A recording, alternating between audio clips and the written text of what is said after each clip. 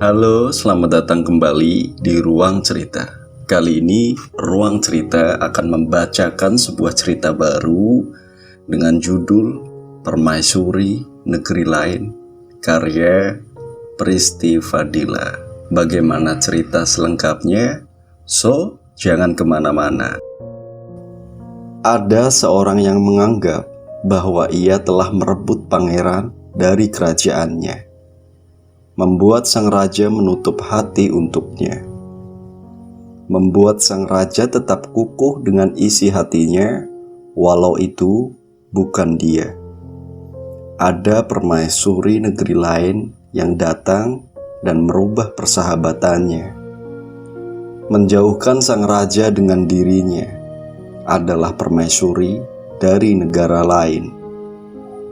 Pagi ini, Nadine telah bersiap untuk mengikuti acara seru di kampusnya. Ya, camping. Sebuah acara yang menjadi primadona di kampus. Camping adalah saat tepat bagi mereka untuk menghabiskan masa liburan dengan kegembiraan. Nadine melihat ke arah kaca spion mobilnya. Di kursi belakang, ia melihat mobil yang tepat di belakang mobilnya melaju. "Mbak Nadine mau diantar sampai gerbang masuk?" tanya Pak Ali, sopir pribadi, membuyarkan lamunan Nadine. "Tidak, Pak. Saya sampai depan gerbang saja. Nanti biar masuknya saya jalan," jawab Nadine. "Baik, Mbak," jawab Pak Ali. Dengan tas koper yang super, Nadine masuk untuk berkumpul dengan teman-teman yang lain. Risma, sahabat terbaiknya, telah menunggu dan tersenyum sangat manis. Dengan celana jeans dan blazer krem, Risma tampak gembira dan terlihat tak sabar untuk berangkat. "Nadine!" teriak Risma. Nadine tersenyum dan mendekati Risma sambil menggeret koper yang sangat berat. Koper itu memang terlihat lebih besar dari koper teman-teman Nadine yang lain. Ibunya telah memasukkan semua kebutuhan putri tunggalnya tanpa terlewatkan satupun. Nadine tak dapat menolak walau ia telah merengek-rengek kepada ibunya agar mengurangi beban di kopernya. "Nadine, kamu akan membutuhkan semua barang ini. Ibu pernah camping dan ibu tahu semua yang kamu butuhkan. Oh iya, sampaikan salam ibu kepada Nathan ya." Itulah pesan ibu kepada Nadine yang membuat Nadine tidak bisa membantah semua keinginan ibunya. "Nadine, kenapa bawaanmu banyak sekali? Kau mau pindahan?" ejek salah satu teman sekelasnya. Nadine hanya terdiam sambil menyeret kopernya menuju tempat duduknya. Dari arah selatan, Nathan telah melangkahkan kakinya menuju tempat duduk Nadine. Ia terlihat bahagia melihat kekasihnya datang ke acara ini. Tentu, Nathan telah meminta Nadine untuk datang walau ia berulang kali menolak untuk acara yang dianggap menyibukkan. Namun, kenyataannya ia luluh dengan rayuan Nathan. Mungkin karena Nadine tak ingin Nathan digoda dengan cewek lain yang mengikuti acara ini. Nathan adalah laki-laki idola dan paling populer di kampus ini. Ia adalah kapten tim basket yang sangat terkenal di kampus, bahkan di luar kampus. Laki-laki itu mendekati Nadine dan mengalihkan pandangan orang di sekitar. Ia menggeret tangan Nadine dan mengajaknya duduk di kursi yang masih kosong. Itu membuat semua wanita iri dengan hal kecil yang dilakukan Nathan pada Nadine. "Mengapa kau tak mau aku jemput?" tanya Nathan memulai percakapan. "Aku ada Pak Ali," jawab Nadine singkat. "Kenapa denganmu? Kau sedang sakit?" Nathan mengarahkan tangannya ke kening Nadine. "Tidak. Aku baik-baik saja," jawab Nadine. Mereka mengobrol sangat asyik, layaknya sepasang kekasih biasa yang membicarakan tentang masalah pribadi mereka, bertukar masalah dan berharap akan memberi solusi untuk menyelesaikannya. Nadine memang sangat cuek kepada Nathan, namun kecintaan Nathan kepada Nadine membuat Nathan tetap sabar menghadapi tingkah Nadine. Teman-teman semua, silakan kalian mencari tempat duduk pada bus yang telah dipersiapkan. Suara dari panitia penyelenggara. Usahakan penuhi bus nomor 1 terlebih dahulu. Mendengar perintah itu, Nadine dan Nathan segera bergegas dari tempat duduk menuju ke bus depan kampus. "Mana, biar aku bawa kopermu," kata Nathan. "Ini berat," keluh Nadine. Nathan segera mengalihkan koper itu dari tangan Nadine ke tangannya. Meski masuk ke dalam bus nomor 2, Nadine telah duduk dahulu di kursi paling depan, sementara Nathan masih menaruh koper dan barang-barang di atas. Ia berjalan ke arah kursi Nadine dan duduk di samping kekasihnya itu. Namun dari pintu masuk bus, Betty, teman sekelas Nathan, menggeret tangan Nathan dan menyuruhnya duduk di kursi nomor 2. Nathan tak bisa menolak ajakan sahabatnya itu. Ia tak sempat menjelaskan semuanya kepada Nadine.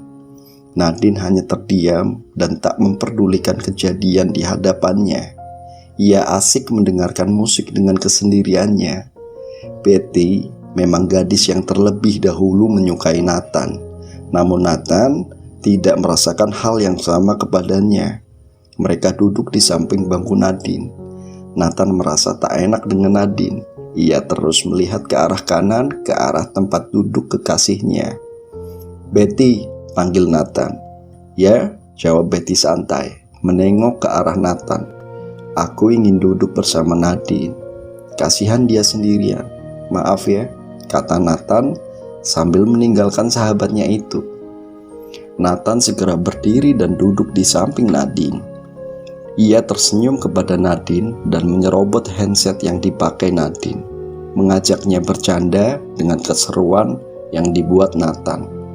"Nathan, mengapa kau di sini?" tanya Nadine sambil memasangkan satu handset ke telinga Nathan. "Tentu saja, aku ingin duduk denganmu," jawab Nathan. "Kau mendengarkan lagu ini?" tanya Nathan basa-basi. Nadine melihat ke arah Nathan. Ia merasa telah keterlaluan memperlakukan Nathan seperti ini. Nathan telah baik kepadanya. Bahkan hingga saat ini, ia melihat ke wajah Nathan sangat lama, memandanginya dan tersenyum senang. "Kenapa?" tanya Nathan mengagetkan Nadine.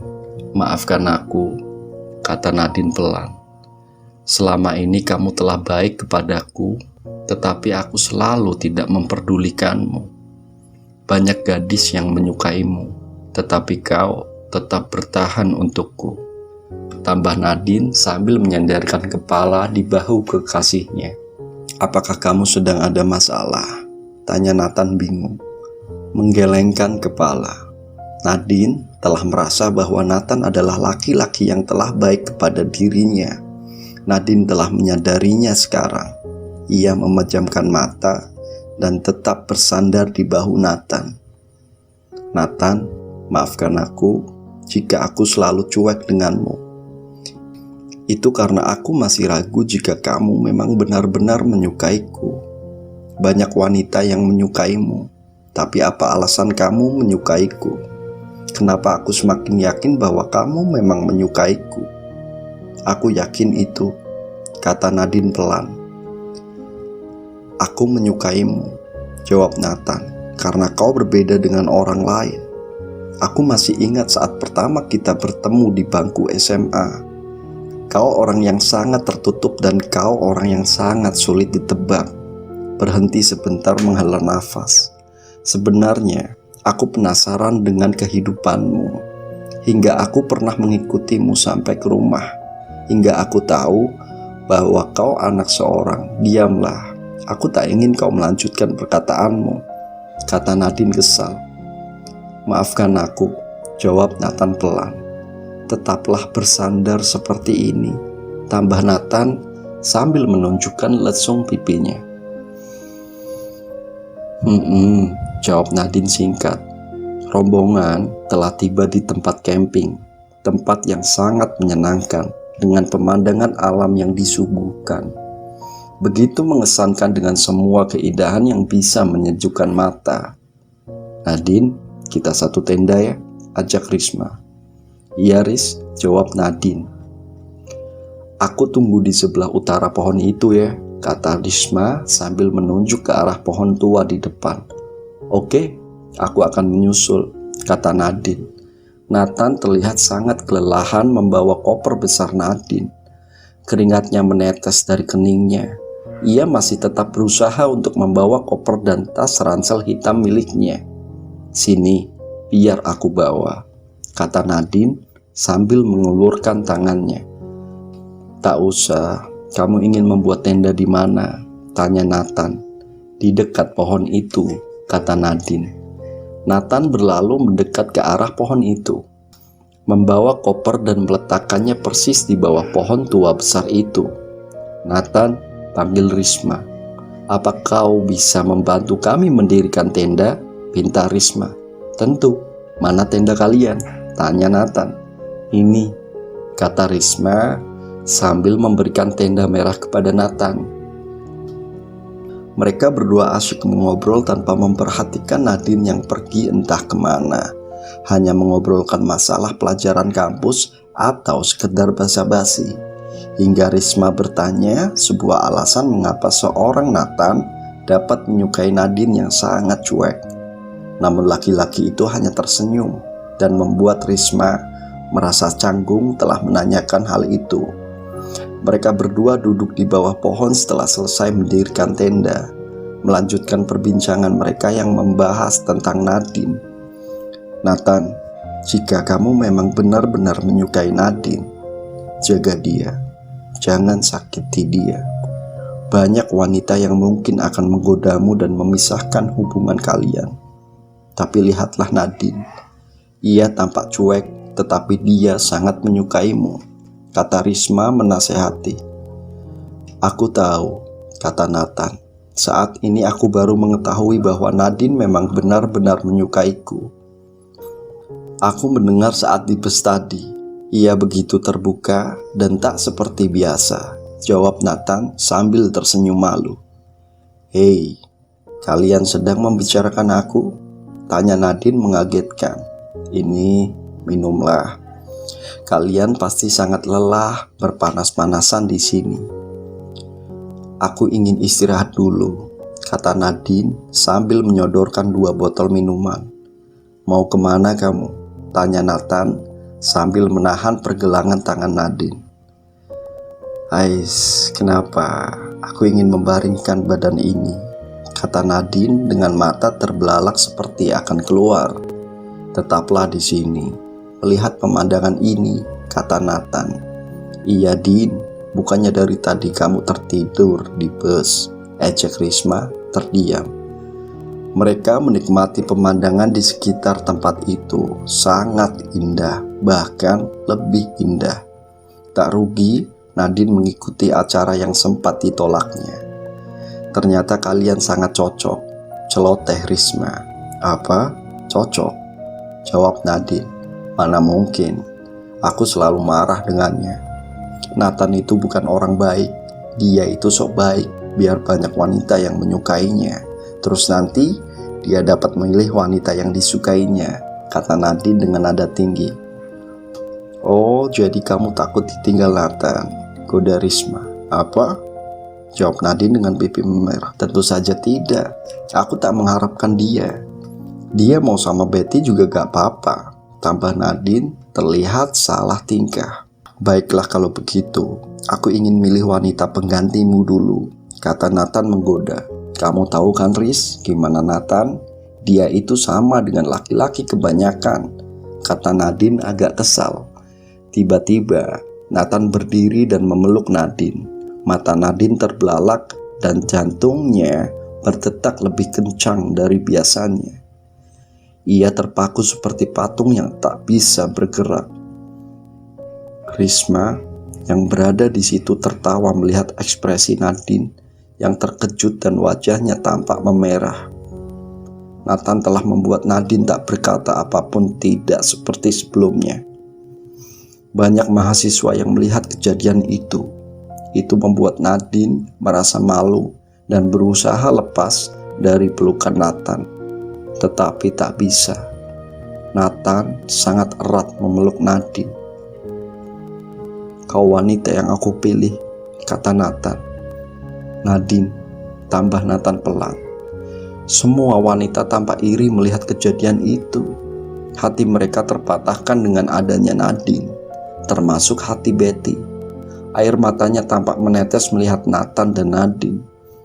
Selama ini, ia telah mengharapkan bahwa pangerannya adalah Nathan.